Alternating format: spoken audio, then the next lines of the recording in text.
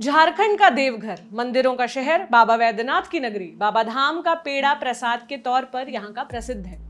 खबर है कि देवघर के पेड़े को जीआई टैग मिल सकता है। अक्सर आप खबरें पढ़ते देखते हैं कि फला जगह की फला चीज को जीआई टैग मिल गया, लेकिन ये जीआई टैग होता क्या है, कैसे मिलता है, मिलने पर क्या होता है, इसी के बारे में बात करेंगे आसान भाषा में मेरे यानी प्रतीक्षा के साथ। तो क्या होता है जीआई टैग?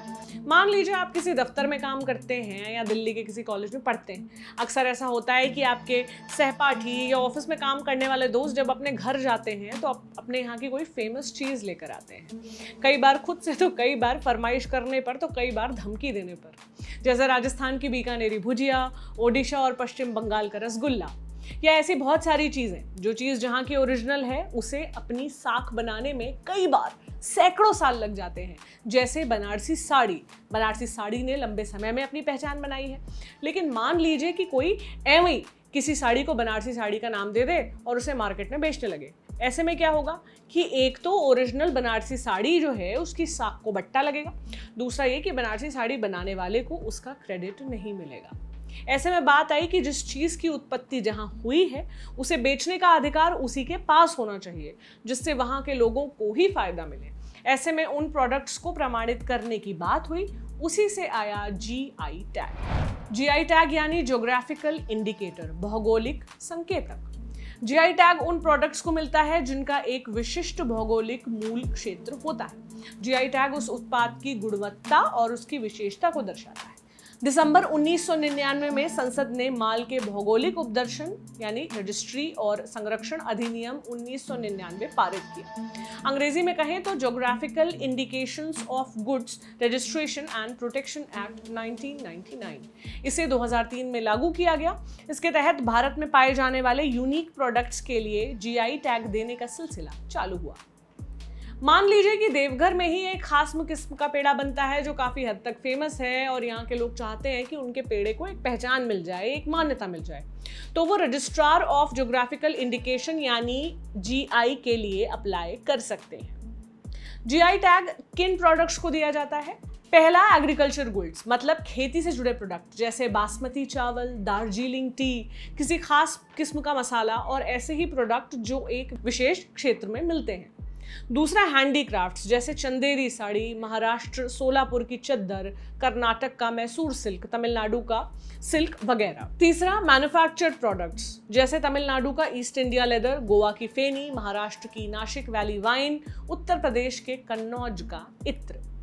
या फिर खाद्य सामग्री, आंध्र प्रदेश के तिरुपति का लड्डू, राजस्थान की बीकानेरी भुजिया, तेलंगाना के हैदराबाद की हलीम, पश्चिम बंगाल का रसगुल्ला, मध्य प्रदेश का कड़कनाथ मुर्गा। इससे पहले कि आपके भी मुंह में पानी आने लगे जैसे मेरे मुंह में आ रहा है, हम अगले टॉपिक पे बढ़ते हैं। अगला सवाल यह है कि ये मिलता कैसे है? मिलता ऐसे है, अगर किसी प्रोडक्ट के लिए जीआई टैग हासिल करना है तो ऐसा नहीं है कि एक व्यक्ति के अप्लाई करने से जीआई टैग मिल जाएगा। मान लीजिए कि ओडिशा में कोई दुकानदार रसगुल्ला बनाता है और वो जीआई टैग के लिए अप्लाई करे तो उसे मिल जाएगा, ऐसा नहीं है। ओडिशा में रसगुल्ला बनाने वालों का जो एसोसिएशन है, उसी तरह बाकी प्रोडक्ट बनाने वालों का जो एसोसिएशन है वो अप्लाई कर सकता है। कोई कलेक्टिव बॉडी ही अप्लाई कर सकती है, सरकारी स्तर पर अप्लाई किया जा सकता है। जीआई टैग के लिए किन किन बातों का ध्यान रखना होता है? अप्लाई करने वालों को बताना पड़ेगा कि उन्हें जीआई टैग क्यों दिया जाए। सिर्फ बताना ही नहीं पड़ेगा, ऐतिहासिक प्रूफ भी देना होगा। प्रोडक्ट क्यों यूनिक है, इस बारे में, उसके ऐतिहासिक विरासत के बारे में। जैसे रसगुल्ले को लेकर बंगाल और ओडिशा भिड़ गए थे। कड़कनाथ मुर्गे पर छत्तीसगढ़ और मध्य प्रदेश दोनों ने दावा किया था। पश्चिम बंगाल और ओडिशा दोनों राज्यों ने अपने अपने दावों के संदर्भ में प्रूफ दिया। बाद में यह फैसला हुआ कि दोनों राज्यों को जीआई टैग मिल गया, ओडिशा का रसगुल्ला और बंगाल का रसगुल्ला। लेकिन कड़कनाथ को मध्य प्रदेश का माना गया और एमपी को ही जीआई टैग मिला। इसके लिए अप्लाई कहाँ करना होता है? Controller general of patents, designs and trademark CGPDTM के ऑफिस में। चेन्नई में इस संस्था का हेडक्वार्टर है। ये संस्था एप्लीकेशन चेक करेगी, देखेगी कि दावा कितना सही है। पूरी तरह से छानबीन करने और संतुष्ट होने के बाद उस प्रोडक्ट को जीआई टैग मिल जाएगा। अच्छा, इस टैग को मिलने का मतलब क्या है? मतलब है प्रमाण पत्र, सर्टिफिकेट का मिलना। सरकार की ओर से एक सर्टिफिकेट मिलता है, साथ ही मिलता है एक लोगो। जो टैग मिलता है उसका प्रयोग एक ही समुदाय कर सकता है। जैसे ओडिशा के लिए रसगुल्ला के लिए जो लोगो मिला, उसका इस्तेमाल ओडिशा के लोग कर सकते हैं रसगुल्ले के डिब्बे पर। जीआई टैग 10 साल के लिए मिलता है, उसके बाद इसे रिन्यू करवाना पड़ता है। अब आप कहेंगे कि जीआई टैग तो मिल गया, अब क्या होगा? जीआई टैग उसी प्रोडक्ट को मिलता है जो एक खास एरिया में बनाया जाता है या पाया जाता है। जीआई टैग मिलने से पता चल जाता है कि ये चीज़ उस पर्टिकुलर एरिया में मिलती है, जैसे महाराष्ट्र का अल्फांसो आम। एक बार पहचान मिलने के बाद एक्सपोर्ट बढ़ जाता है, साथ में वहाँ का टूरिज्म बढ़ जाता है। लोग उस बहाने उस एरिया में पर्यटन के लिए आते हैं। खेती से जुड़ा प्रोडक्ट होने पर किसानों को फायदा मिलता है। वैसे ही मैन्युफैक्चर्ड प्रोडक्ट को जीआई टैग मिलने पर उस प्रोडक्ट को बनाने वाले लोगों को फायदा मिलता है। फेक प्रोडक्ट को रोकने में मदद मिलती है। जहां के जिस प्रोडक्ट को जीआई टैग मिला है उसे कोई और नहीं बेच सकता, ये जीआई के नियमों के खिलाफ होगा। गलत तरीके से जीआई टैग या लोगों का इस्तेमाल करने पर ये अपराध की श्रेणी में आएगा। जाते जाते ये भी बता दें कि इंटरनेशनल लेवल पर भी इस तरह की व्यवस्था है। अभी तक हम सिर्फ भारत की बात कर रहे थे। इंटरनेशनल जीआई टैग भी होता है। इसको अंतर्राष्ट्रीय बाजार में एक ट्रेडमार्क की तरह देखा जाता है। WTO के बारे में आपने सुना होगा, वर्ल्ड ट्रेड ऑर्गेनाइजेशन।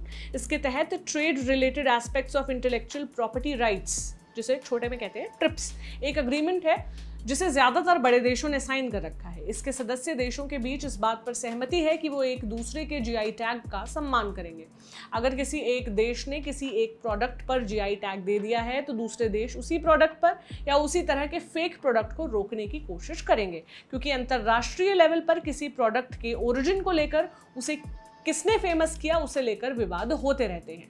इसलिए ट्रिप्स अग्रीमेंट आया ताकि इस तरह के विवाद को इसके तहत हल किया जा सके। उसी तरह एक और ट्रीटी है, लिस्बन अग्रीमेंट। इसके तहत भी अंतर्राष्ट्रीय स्तर पर जीआई टैग से जुड़े विवादों का निपटारा किया जा सकता है। ये सब बातें अभी हमने अपने दोस्त को बताई ये वीडियो बनाने के पहले, तो वो कहने लगा कि फिर कानपुर के लिए गुटखे को जीआई टैग दिलाने की बात की जाए। तो हमने भी कह दिया कि जूते भी बनते हैं कानपुर में, क्या आप खाएंगे? खैर, आप ये सब छोड़िए, ये बताइए आपको ये जानकारी कैसी लगी कमेंट सेक्शन में। ये जानकारी लाए थे डेविड, मेरा नाम प्रतीक्षा है। शुक्रिया।